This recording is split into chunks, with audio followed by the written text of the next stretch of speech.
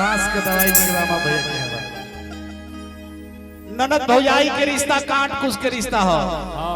ये फागुन के महीना चढ़ गइल बा आ रोज भौजाई इंतजार करत दिया आ रोज कही के आज कल कइले बने आवत नहीं कर। सुनील भैया लास्ट में तंग हो गइल से अपना नंदी से कल से कि तहार भाई हमें कहे तहार बात बुझिया। बताओ ती अपना दिल के दर्द।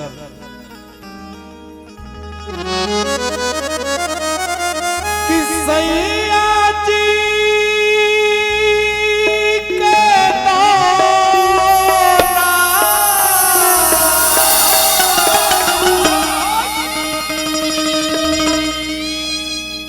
राजा जी के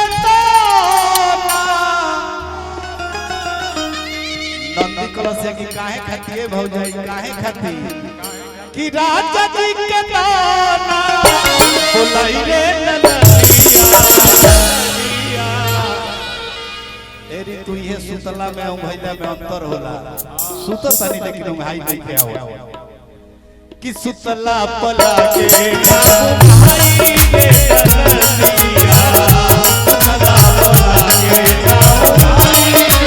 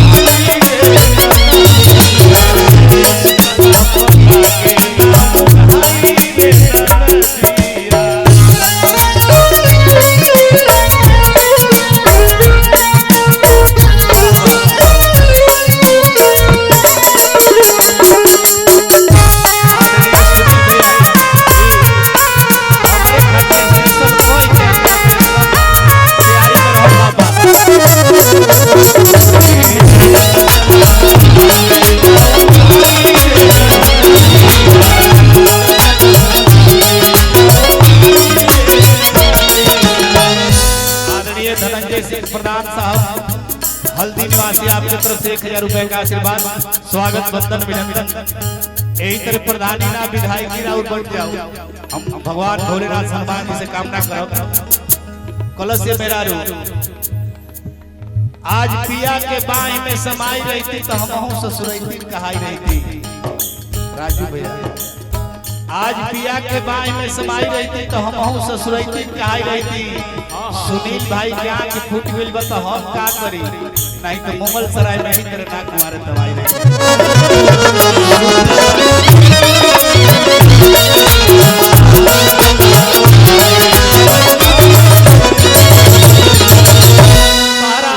तारा रुपया कमैला से हमरा का सुख बा। फागुन कपार पर मेड़र भर ले बा रहुआ आवे के नावे देखे लाख खाती तोरी बाड़ा हमरा के छोड़ी के सुबह जवानी नहीं याद ले करो के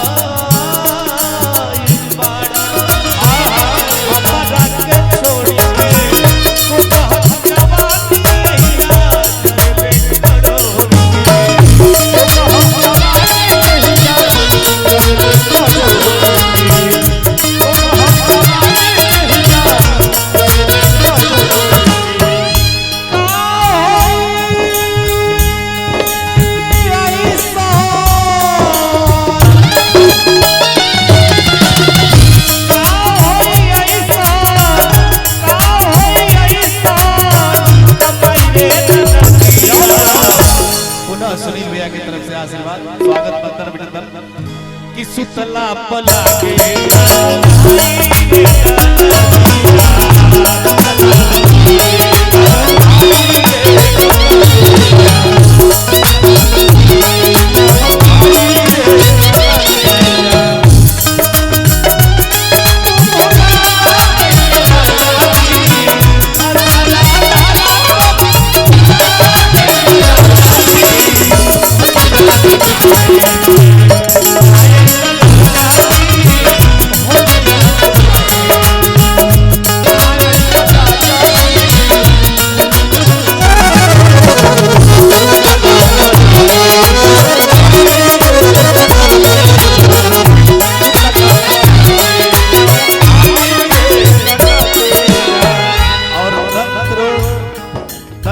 विशेषज्ञ डॉक्टर हिमांशु पांडे जी, आपके तरफ से 1000 रुपए का आशीर्वाद, स्वागत, वंदन, अभिनंदन। आदरणीय संतोष रंजन राय भैया जाए दे रही नहीं है, लेकिन दुरुस्त आयल भगवान यही तरह कृपा का मंगल करत कलश ये मेहरारू ये राजा जी जहिया से छोड़ के गई बाटी आई फगुनाहटा के हवा लागता देहिया सिहराता टूटता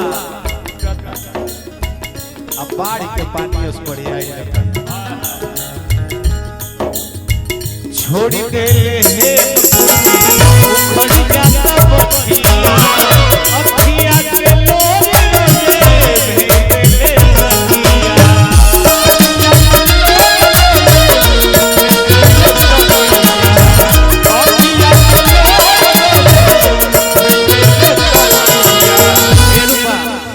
प्रीति के है में रानी के है ये प्रीति ये रानी ये हमारा छोड़ी दे हे उखड़ जाता बखिया अखिया के लोग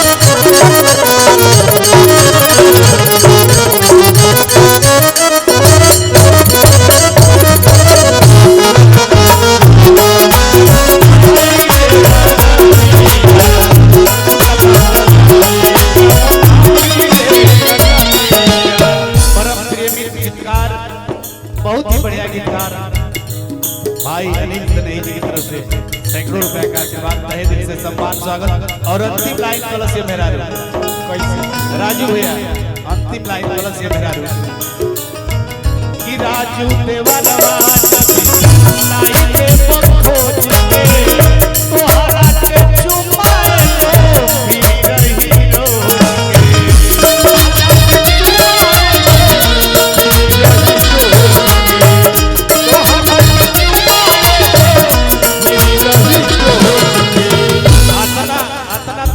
जगदम्बा भैया से बात कोई सकते हैं। हाँ जगदम्बा देवरवा जभी लाई के खोज के तोहरा के चुमाए लो फिर रही रो तोहरा